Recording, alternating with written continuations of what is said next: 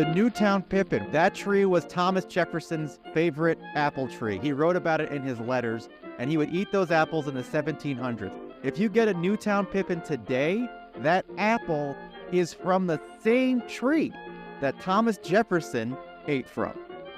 That's Brian Frange, founder of the popular website applerankings.com, which helps consumers assess their Apple options before they make a purchase.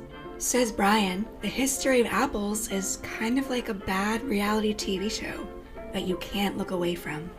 An apple comes from a flower, which is pollinated by a bee, whose pollen packet comes from we don't know where. That's literally the only way to make an apple. It's basically like a Maury episode every time. We just don't know who the father is. Brian's favorite apple? It's Sweet Tango. The number one apple I have on my website is the Sweet Tango apple. It's been the number one apple for 8 years. It's a 97 out of 100. It's the holy grail. It's the reason why I started ranking apples to begin with. When ranking apples, Brian avoids fruits that have been compromised by industrial storage methods that make apples taste anything but. He places Red Delicious low on the list as a 25, citing it's like eating coffee grinds in a leather glove. To take an apple that is fresh in October and make it available in March, when you have tons of delicious apples that are actually in season in March, is a crime against apples. In terms of the mindfulness angle, for an apple guru, appreciating the perfect texture, crunch, and flavor notes of the world's best apples requires a mindful, discerning approach. It's about slowing down and savoring each bite. Sometimes I try an apple and then I hand it to my friend or my wife and I say, what do you think of this apple? And a lot of the times they're just like, it's good or it's bad. And it's like, yeah, but there's much more to it than that. And I think if you're just mindful of what you're eating, an entire new world of characteristics, flavors, and experiences are unlocked to you. This is the Enough-ism Podcast about having enough right now with what you have and where you are. Enjoy the show. My name is Brian Frange. I am the creator of applerankings.com, the best apple ranking website on the internet. So you've been referred to in the media as the world's leading Apple reviewer. The world's number one Apple influencer. That's unquestionable. I'm better than the other two guys who do this, and I just love apples and only apples. So tell me, where do apples come from? The original apple, I mean, a lot of people just falsely assume that they're from America because apples are so closely tied to the American lore with Johnny Appleseed, American is apple pie, things like that. But most people know that apples don't come from America because people from Europe came to America and brought apples with them and started planting them as crops. But that's not even where they came from originally. Apples originally came from, the very first apple was from Kazakhstan. Kazakhstan is the source of all apples that are around the world. They have just branched out from this original apple. That's fantastic. I never would have guessed that. No one would have. Yeah. But I did want to talk about just the coolest apple fact that I've ever heard. My favorite apple fact is, in terms of where do apples come from, we know that apples come from a seed, and those seeds came from an apple. So it would make sense that if you like an apple from a particular tree, you would take a seed from one of its apples and plant it, and then you'd eventually get an apple tree that would produce those apples. So if you like a Honeycrisp apple, you would take a Honeycrisp apple seed, dry it out, plant it, grow a Honeycrisp tree, and then you have more Honeycrisp apples. If you're a gardener, if you garden at all, like that's how fruits are made. You just take a seed and you plant it. But that's not how it works with apples. With apples, if you took a seed from any apple, every single seed and every single apple will produce a brand new variety of apple that's never been made before. So if you took a seed from a Honeycrisp apple and you planted it, you would not get a Honeycrisp apple tree. You would get a brand new apple that would have characteristics of a Honeycrisp but would be slightly different. And sometimes you would plant a seed from a Honeycrisp apple and you'd get a tree that would create green apples or yellow apples. Sometimes you'd plant a seed from a Honeycrisp apple, you'd get a tree, and there'd be some apples that look like Honeycrisp, and then there'd be other branches that make green apples or apples that have nothing to do with the Honeycrisp. So that raises the question, if I took a seed out of a Granny Smith and planted it, it might produce a red apple, and then I could call it whatever I want and I could sell it. How do you get the same apple? If you like a Granny Smith, if you like a Honeycrisp, how do you get it if every single seed is different? And why is this? And the reason this is because basically every apple tree has been sleeping with every other tree in town, because the way that apples are pollinated is an apple comes from a flower, which is pollinated by a bee, whose pollen packet comes from we don't know where. That's literally the only way to make an apple, is a bee takes a pollen packet, pollinates a flower, and that pollen packet can come from anywhere. So no one seed will resemble the parent because the pollen packet is coming from somewhere else. It's basically like a Maury episode every time. We just don't know who the father is. But that's not the cool fact. So if you can never get the same apple using seeds, then how do we have so many Granny Smiths? How do we have so many Honeycrisps? How do they even make the same apple? And the answer is cloning. So if you like apples from a specific tree, you have to clone it by cutting off a little branch, or as it's called in the industry, a shoot, and you have to graft it onto rootstock, onto a living apple tree. You have this little branch, and it's been Frankensteined onto a different tree, and it's going to use the host tree's root system to grow out and produce fruit from the original tree. You can even take a rootstock and you can graft multiple branches to the same rootstock. So if you wanted a tree that grows Honeycrisp, Sweet Tango, Fuji, and Gala apples all at the same time, you can do that. It's just a matter of grafting branches onto a rootstock. This is what's interesting about that. That means that every single Granny Smith apple, every single Macintosh apple, every single Pink Lady, whatever apple you eat today, came from the same exact tree as the first and only one that ever existed.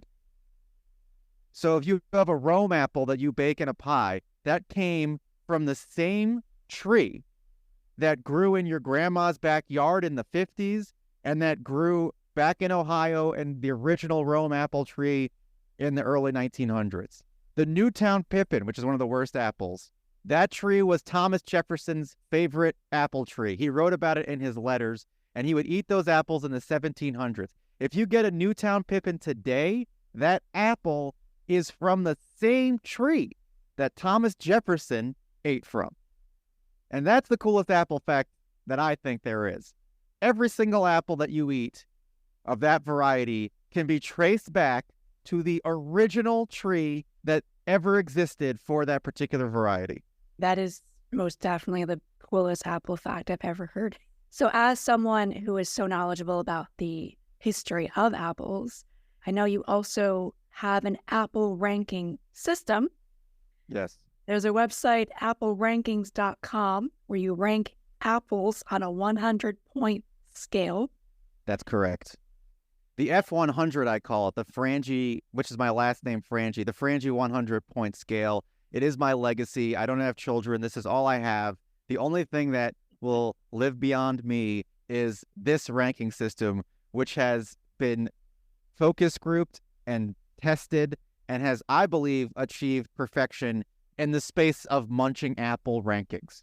So tell me about the process. So you get some apples, you bite into them, and then how do you rank them and decide which ones are great, which ones are horse food, which is one of the rankings on the website? Yes, that's right. You have another ranking called barely worth the calories. It's very descriptive. It's great. Yes. No, and no offense to horses. I know a lot of horses and they're perfectly fine, but they'll eat anything. So that's why it's horse food. But every time I find a new apple, I will purchase 6 or 7 of them. Because even if you get the same apple from the same tree in the same season from the same grower, there's a lot of variety and quality amongst just apple to apple. I don't even like to rank apples if I've only tried them from one grower in one season. I feel like sometimes a grower's batch of apples is just not as good, or they're not as fresh, or they were stored wrong, or the season was not sunny enough or whatever the case may be. I want to give apples a fair shake, and so I try to rank apples when they are at their best. And that means you can't necessarily try every apple off the tree, but if a grower wants to send me apples straight from the harvest to my house to review, that's generally the best apple you can get, which happens all the time, is people just send me apples to rank. That's probably the best case. Now, if I can't get an apple straight from an orchard, straight from a tree, I try to get it from the farmer's market, or I can get it from the grocery store. But wherever I get it from, I try to get it from multiple locations, from multiple growers, and I try to rank it based off of the best version of the apple at its freshest. Like, for example, the number one apple I have on my website is the Sweet Tango apple. It's been the number one apple for 8 years. It's a 97 out of 100. It's the Holy Grail, and it's my favorite apple. It's the reason why I started ranking apples to begin with. When I tried the Sweet Tango for the first time, I could not believe that I had been eating other apples. Things have changed since then, but the apples that were available in the grocery store were like basically not even apples compared to the Sweet Tango. And the Sweet Tango apple is a very special apple because its harvest season is very short, and you pretty much can only get a fresh Sweet Tango apple in America in late August to early October, mid-October. If you get a Sweet Tango during those months, it's usually from Michigan or Washington, and it's usually amazing. Now, these days, Sweet Tango has become so popular that grocery stores like Trader Joe's want to offer them year-round. And you might go into a Trader Joe's in February or March, and you might see Sweet Tangos available. And then you might buy those Sweet Tangos, and then you might try those Sweet Tangos, and then you might curse my name because it's one of the worst apples you've ever tasted. And the reason that is because it's not fresh. It's been stored in a high nitrogen, high oxygen chamber at the cold temperature, close to freezing, but not quite. In that way, you can store apples for a really long time, and most of your produce is stored that way, and that's how it's available year-round. How do you get grapes in the wintertime? How do you get peaches in the wintertime? It's not the best time to buy those things, but that's how you get them in the grocery store. Now, the reason that's sacrilege for apples is because there are thousands of different varieties of apples, and you can get in-season apples pretty much any month of the year. To take an apple that is fresh in October and make it available in March when you have tons of delicious apples that are actually in season in March is a crime against apples. And so people will buy Sweet Tangos in March. They'll go, oh, AppleRankings.com said this is the number one apple. They eat it. It is a mealy disgrace. And they say, this guy's a fraud. And I'm not a fraud. You're just eating an apple that's out of season. And it's not my fault. There is no such thing as a delicious apple that's been set in storage for 8 months. I don't care how good the storage is. I don't care how perfect the environment is. I don't care how much money the company has to make these apples store. If you put an apple in storage for 8 months, unless there's particular apples that actually do store well for 8 months, like the Gold Rush apple from Indiana from Purdue University, which stores for 8 months, it's amazing. But other than that, if you put an apple in storage for 8 months, it's going to taste like garbage, even if it's a Sweet Tango. And so when I'm ranking my apples, I make sure that I'm trying them in season, not stored, from the grower, preferably from the tree. And then I try the apple. I try 6 or 7 different apples. Ideally, I'll try them one season and then the next season, and then I'll go back and review my own ranking blindly from the review before. And then I judge the apple based on 9 categories. 9 categories that add up to 100 points. The taste category is weighted double, so it's worth 20 points. Yeah, thank you for explaining that. So I have a couple questions. For the average person who sees your list, sees that apple, where do they go? Do you go to the farmer's market? Do you try to grow an apple tree? How do you get the freshest apple that you have access to? So most people can just go to the grocery store and get an apple. And what I recommend is you go to AppleRankings.com and you don't just look at the ranking. That's a big mistake because these grocery stores are trying to trick you. They're trying to serve you Crisp Pink under the name of Pink Lady. They're trying to serve you out of season Sweet Tangos.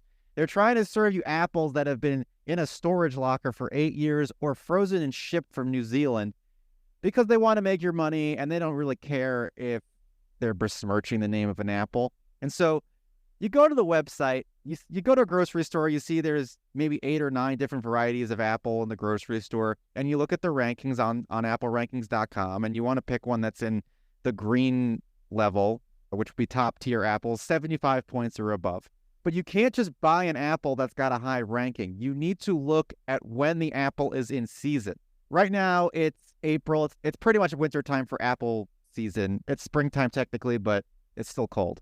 If you want to get an apple that is fresh around this time, there's not as many as there is in like the late summer and the fall. But go to the website and look at when they're in season as well as their ranking. If it's a late fall, long storing, or winter, early spring apple, then it's fresh and in season. And the website says that. So for example, like right now, you might see at the grocery store a opal apple, which is one of my favorites. I really like an opal apple. And an opal apple is a yellow apple. It's delicious. I see them all the time. It's an 82 out of 100. It's excellent. This is a late fall, early summer apple. And so getting it in April or February is getting an apple that is not fresh, and it just won't taste very good, even though it's an 82 out of 100. There are apples, though, that are good in April. For example, the Evercrisp apple is an apple that's available, that's bred to be fresh in the wintertime. The Gold Rush apple, as I mentioned, is bred to be fresh in the wintertime. The Kanzi apple, which comes from Belgium, it's a sour apple. Its harvesting season is late in the fall and in the early winter. So these are apples you need to get. It's just like any other food. Like if you go to the grocery store and it's the middle of winter and you see mangoes, you better believe that those mangoes aren't going to be very good. Mangoes aren't a winter fruit. So it's the same thing is true of specific varieties of apples. Yeah, so eat seasonally. Be aware of the time of year and how that affects the crops. Yes, that's right. You got to know how the time of year affects the crops. I mean, I know that people have a lot of responsibilities in their lives. They've got work, they've got children, they've got all sorts of things that they are responsible for. But honestly, your number one priority should be know how the seasons affect the apple crops. Because if you're not knowing that, everything else just falls to pieces. Right. And then you want to enjoy your food because, like you said, if you're eating mangoes in the middle of the winter, that's not going to be a pleasant experience. This is so detail-oriented, and I love the passion as well. Is there anything else you want to close out on? Well, I know this is a mindfulness podcast, and I do want to say that when I try an apple, I don't think it's necessarily good to approach your eating with such a critical lens, but when it's something that you're like doing as a hobby or when it's something you're expected to do, I am a big proponent of eating slowly and savoring bites. And some people actually make fun of me because I take like little mouse bites. Like if I have a cookie or a muffin or something, I will spend a lot of time just holding the muffin, smelling the muffin, just looking at the muffin and taking in all of its senses. And then I'll take a little tiny nibble of the edge of the muffin. And you'd be surprised how small of a bite can result in the same amount of flavor. I was a huge fan of Game of Thrones when it was out, and I would watch it with my friends. And I would buy these things called complete cookies, which is a vegan cookie you can get at the store. And famously, Game of Thrones episode was an hour. I would always buy a complete cookie before every Game of Thrones episode, and I would eat the cookie throughout the entire hour. And I could actually know how far into the episode we were based on how much cookie I had left. That's how perfect I got that.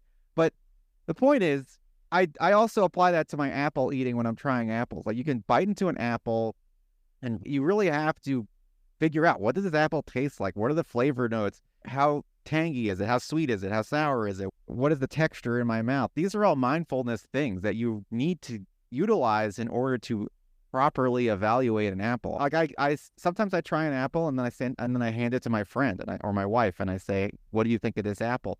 And a lot of the times they're just like, it's good or it's bad.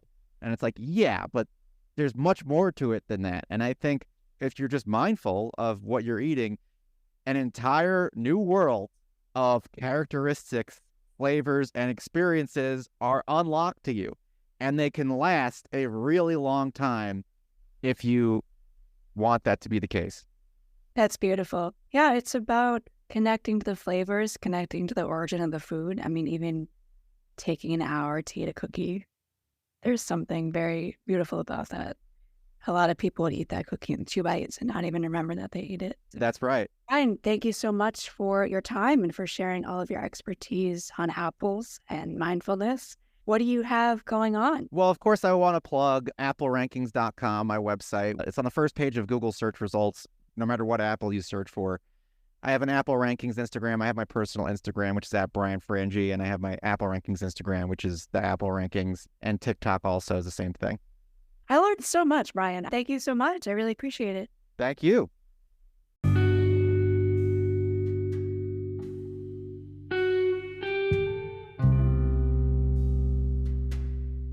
Hey, I'm Reverend Eugen Bond, host of the Enough-ism Podcast. If you're interested in meditation combined with journaling, check out my community of nearly 1,500 members worldwide at meetup.com/enoughism-podcast. For feedback, topic ideas, or to be a guest on the show, email me at enoughisompodcast@gmail.com. Discover more at IamEnoughism.com, including transcripts from former episodes and some of my new experiments with AI-generated meditation music. To support the show, consider donating on my Meetup page or Venmo to @Enoughism. You are enough with what you have and what you are right now.